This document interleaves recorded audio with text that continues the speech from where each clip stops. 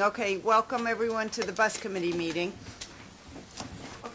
Are there any public speakers? Yes, there are, Madam Chair. Murray Bowden. Okay, Mr. Bowden, you have 2 minutes. This kind of report doesn't have a place here anymore. The amount of information should have been written, available to us the day before, and we need to move forward more quickly. You need to look at change. Could you please speak? Your clock's ticking. Thank you. I've been interested. I got the report yesterday. The numbers on the pages don't match the numbers in the book. The other report wasn't complete either. I'm concerned with the inability of various people around here to change. And what I'm using as the lead indicator is the speed indicator on the bus. Virtually everybody I've spoken to, and it's been in the hundreds already, recognizes that the only thing the bus driver needs to know is the digital speed of the bus. I've confronted New Jersey Transit about it, and there are 380 new buses, and I've raised the issue, why does the dashboard so complicated? Okay, so your issue right now is about the speedometers on the bus. Right, and the size of the steering wheel. The larger the steering wheel, the more difficult it is and more attention the driver has to pay. The bus can be driven by a joystick. The bus is computer controlled. And the realization that we may need to make the steering wheels smaller, because some of buses are coming in with reasonable sized steering wheels. And this issue is not being addressed properly. I was downstairs and looked at the last bus with a large steering wheel, and the bus driver said, yeah, we don't need it. And he said, we don't need that information either.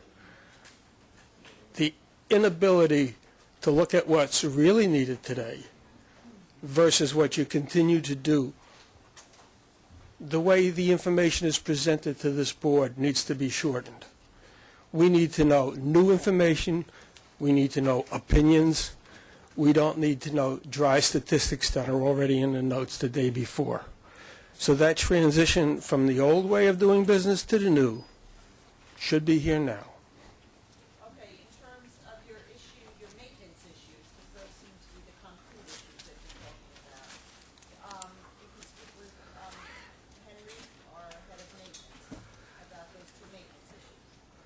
How do I get to meet one? After the meeting. Outside. Okay, cool. Okay. I'd like a motion to approve them. I'll move the minutes. Second. Okay, all in favor? Aye. There are no changes to the work plan this month. And Darrell? Good morning, committee. We'll start off with the operations report from Senior Executive Vice President John Hine. Good morning. Good morning. The performance highlights for the month of August of 11 and the past 12 months are on pages 10 and 11 of the committee book. For the month of August, combined bus MDBF was down 6.8% compared to August of 10 levels. AM pullouts were down by 0.4% and PM pullouts down by 0.1% as compared to July of 10. Completed trips were down by 0.5% from August of 10. Over the 12-month period ending July 11, combined MDBF fell by 9.8% compared to the prior 12-month period. AM and PM pullouts, as well as completed trips, all fell by less than 0.5% during the recent 12-month period. The number of buses currently 12 years old in the New York City and MTA bus fleets has doubled in the past year, and now number of buses 12 years old have doubled in the past year and now represent almost a third of the overall fleet. That completes the operations report, and I will introduce Steve Vidal for the safety report. Our comments on July customer and employee safety performance are found in page 12 of your book. The 12-month rate for combined bus collisions per million miles traveled across the 3 bus units is 4.7% higher than it was in the prior 12-month period. Although the 12-month average rate is higher, performance has trended positively since after experiencing the adverse impact of the December and January winter storms. With regard to collision injuries, July showed a monthly improvement of 5.9% across the three agencies. Despite the monthly improvement, however, we're still not seeing a trend that is consistent with the overall downward movement of collision rates. We'll continue to investigate evidence at collision scenes to identify factors contributing to the accidents and to prevent similar incidents. July's 12-month average for customer accidents improved by 2.8%, while overall customer accident injuries remained flat. As we updated this committee last month, we have already isolated the relatively small number of locations that had accounted for the initial adverse trending of both indicators that we had observed back in June. Since that time, we've been addressing performance with supplemental training and in-service compliance campaigns. A review of the preliminary August data shows continuing positive trending for the customer accidents and positive trending beginning for customer accident injuries as well. The 12-month rate for employee on-duty lost time accidents is 7.2% higher on a regional basis.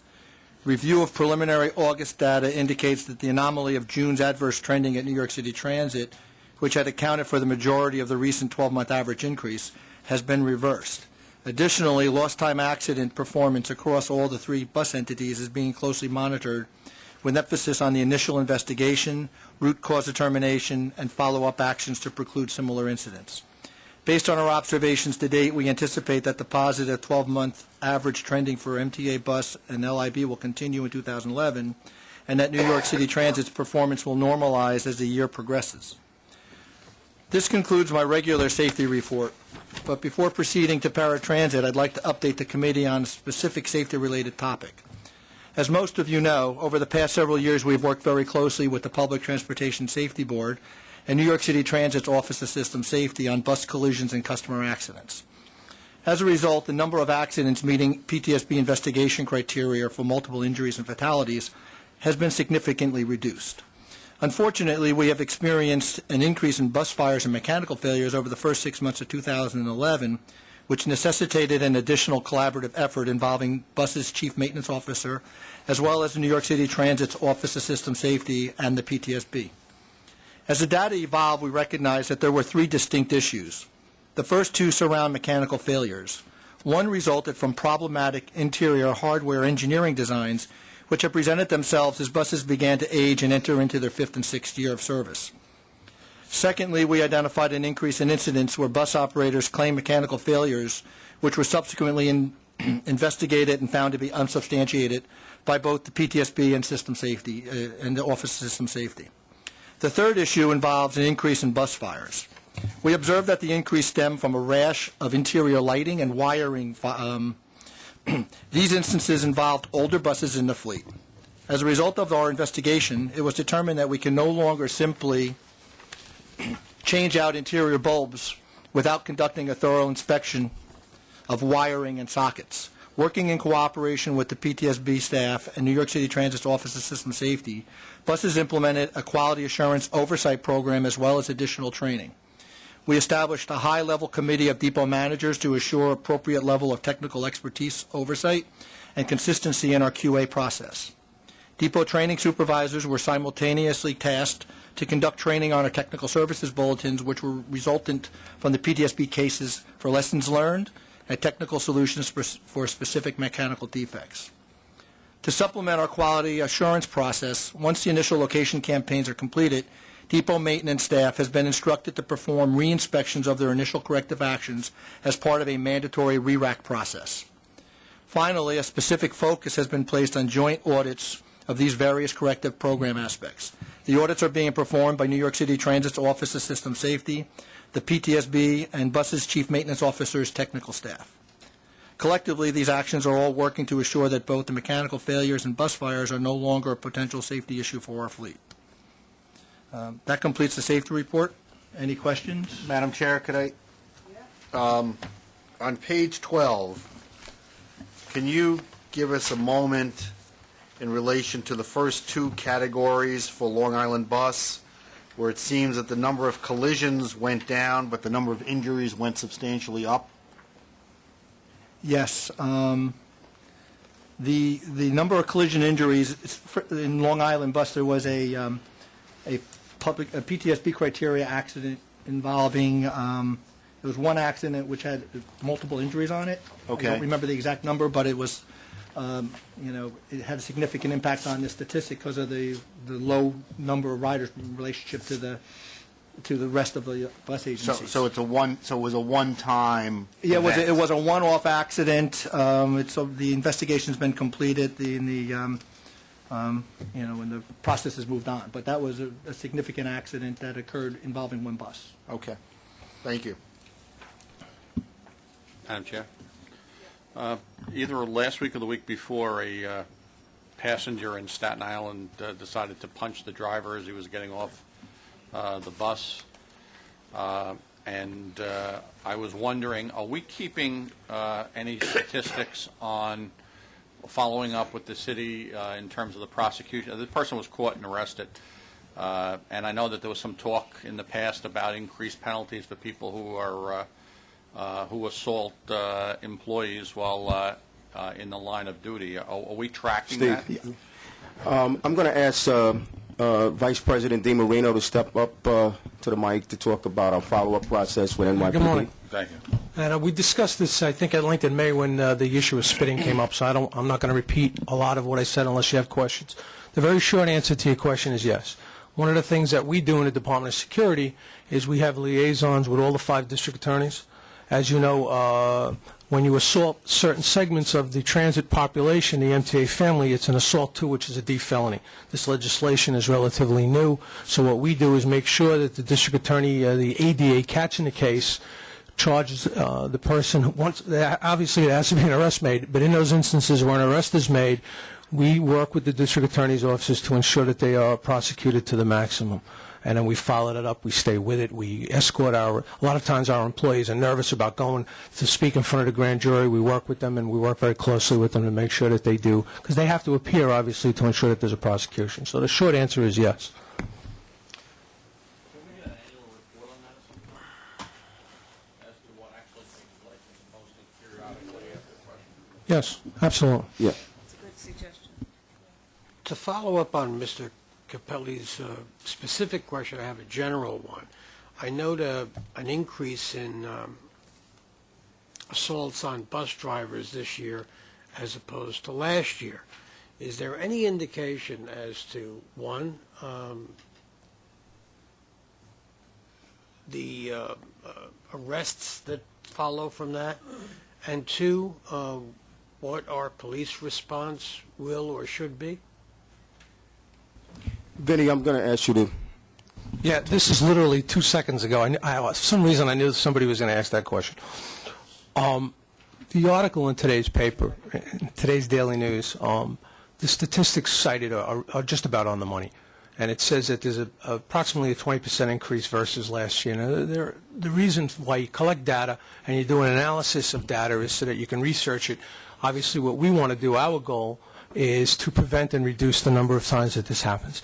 So we try to look at every single instance. Is there something that the operator could have done? In very rare instances, the answer is yes, to maybe prevent the incident from escalating. And then we talk to training, and we say maybe you want to think about incorporating this. In many cases, there's nothing that the bus operator could have done differently to you're just dealing with someone who's, is going to hit you or assault you. But we also want to make sure that we do everything we can in the analysis of this data, and investigating every incident to see what could we do differently next year to reduce. So since the goal is the reduction and the prevention, a 20% increase is not something that any of us are happy about.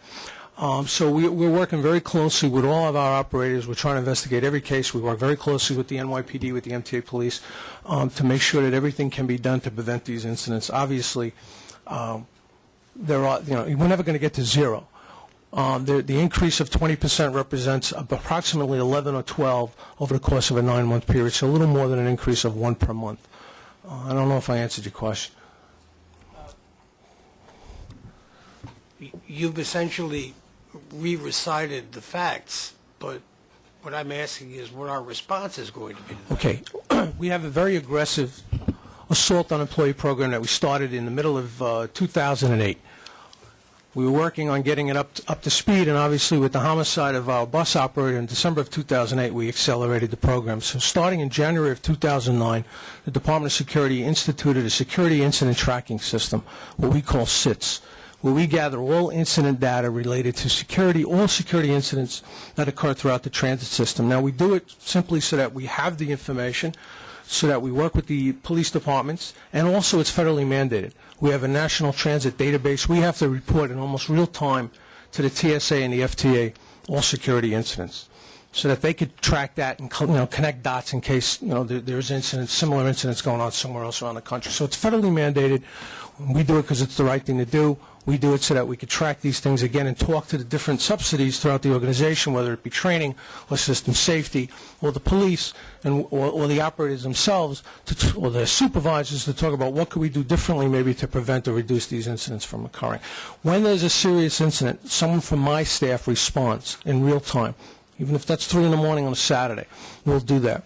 We'll respond. We'll work with the police. Again, a lot of times these operators are very nervous. Usually their concern is, am I going to drive this bus again tomorrow and run into this guy again? So we work with them. We work very closely with the Department of Buses to try to relocate them, get them reassigned if we have to. Obviously, if they have to go to the hospital, we get their families so that if they're seriously injured. We respond right away. We talk to the police right away, and we work with all the district attorney's offices. We talk to the police, the investigative squad, the detective squad, and we continuously follow up. How's that case going? Are you close to an arrest? Do you need us to bring the witness or the operator in? Would that help to move things along? So there's a lot that we do in the Transit Authority to try to ensure that, A, that it doesn't happen, but when it does happen, that somebody's arrested, and when somebody's arrested, they are prosecuted. This is not unrelated to a question that I asked in a previous meeting of New York City Transit with respect to reports of crime in subways. Since these figures are known to all of us, especially to the ones who prepare the reports, I would think that it wouldn't be a mystery to have a police response to not only this question, but the one that I asked previously. I'm hopeful that at our next meeting we'll have a police response.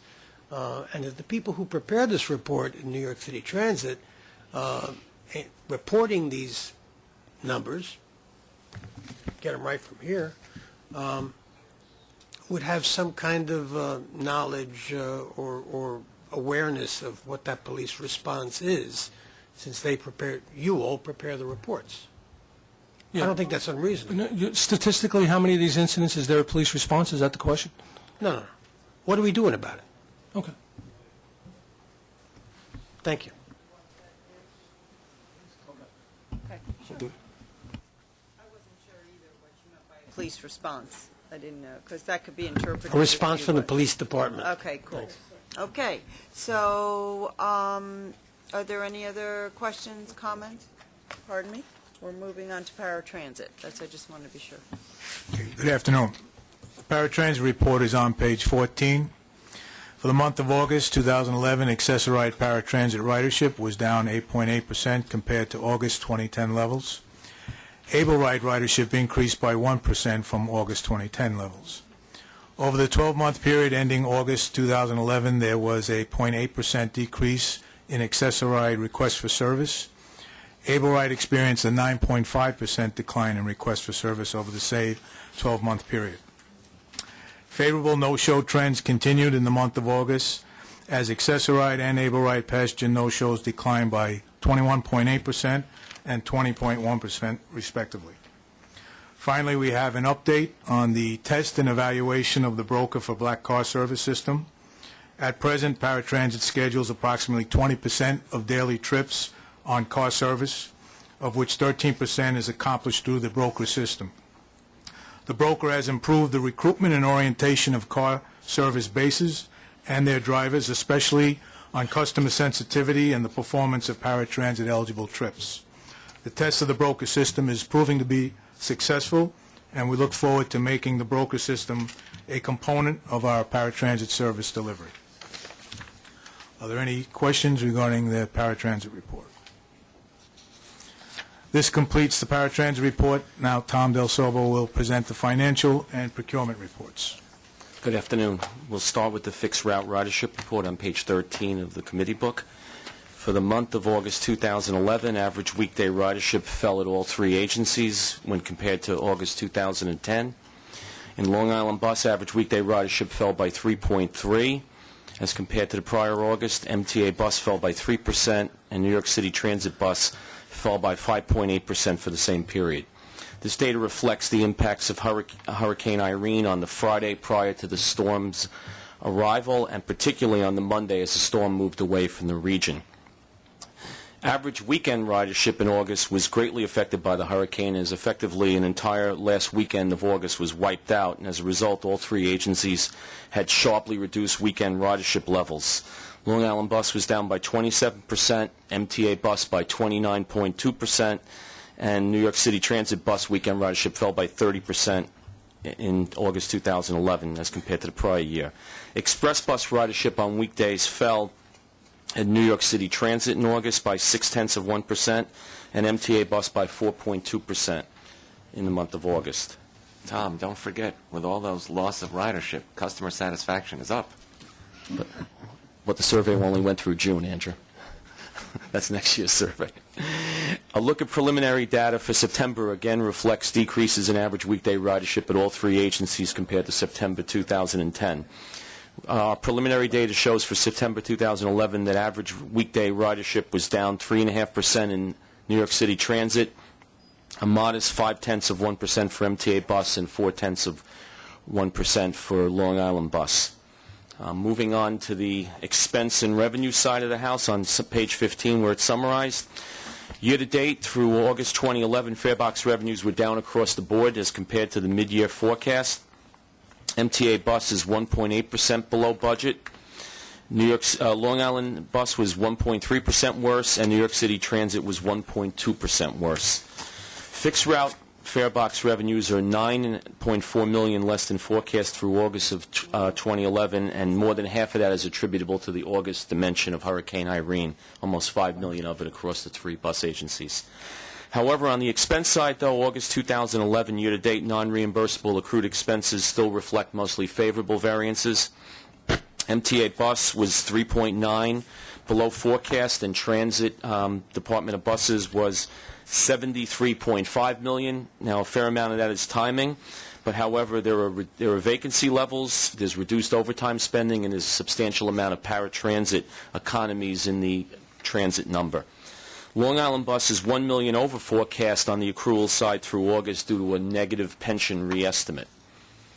That concludes the finance and the ridership reports. If there are no questions, we'll move right into questions.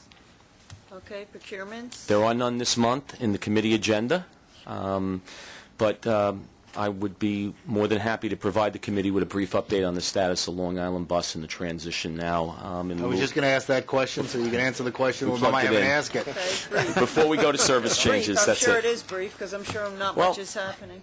This past Friday, Nassau County advised us that Veolia officially signed the contract with the county. Nassau indicated that their approval process calls for a public hearing before the county legislature votes on the contract. Now, originally the last milestone date for the county legislature to approve the contract was mid-October. It now appears, based on what we've been told, that their process will take this to mid-November for both the public hearing and the vote at the legislature, which leaves us 7 weeks before the termination date. On October 13th, Veolia began classroom training to indoctrinate current Long Island bus operators that applied for employment there. And on October 17th, they began classroom training for external bus operator applicants that, in case they fall short with the current number of employees. Today, they begin behind-the-wheel training for external candidates following the completion just last week of an indemnification agreement between the three parties of Nassau County, Veolia, and the MTA. No current Long Island bus operators will undergo the behind-the-wheel training until after the transition date, and then they're going to do what they have to do. New York State DOT began full inspections on October 3rd of all the fixed route and paratransit vehicles, almost 400 vehicles, in conjunction with re-registering the vehicles and turning them over to a different operator on the registration. As of last week, we had 38 fixed route buses and 28 paratransit vehicles that were already certified. We have another 35 vehicles that are in the inspection cycle. Nassau has requested of DOT that they provide additional inspectors so they can accelerate the inspection process and get it done. Right now, it's scheduled to be done right around Thanksgiving. This effort does have the potential to constrain us by providing more buses in terms of the number of vehicles that are available to operate service with a ramp up in the inspection process. But it's not clear yet that DOT has responded to the additional inspector request. Nassau County and Veolia received, and they're reviewing a draft memorandum of understanding for the use of the New York City Transit AFC Metro card system. They expect to get back to Transit this week to sort of get down to brass tacks on terms and conditions. Veolia is continuing independent traffic checking counts at bus stops along all Long Island bus routes till about November 5th. They're trying to gather data on exiting and entering at stops along routes. We finished the first round of internal informational sessions for all current Long Island bus employees, which covered pensions, health benefits, and deferred comp. They went very well. Starting tomorrow, New York State Department of Labor staff will spend the rest of the week, the next 4 days at LIB, to conduct seminars on resume writing and interview preparation skills. It's open to all Long Island bus employees.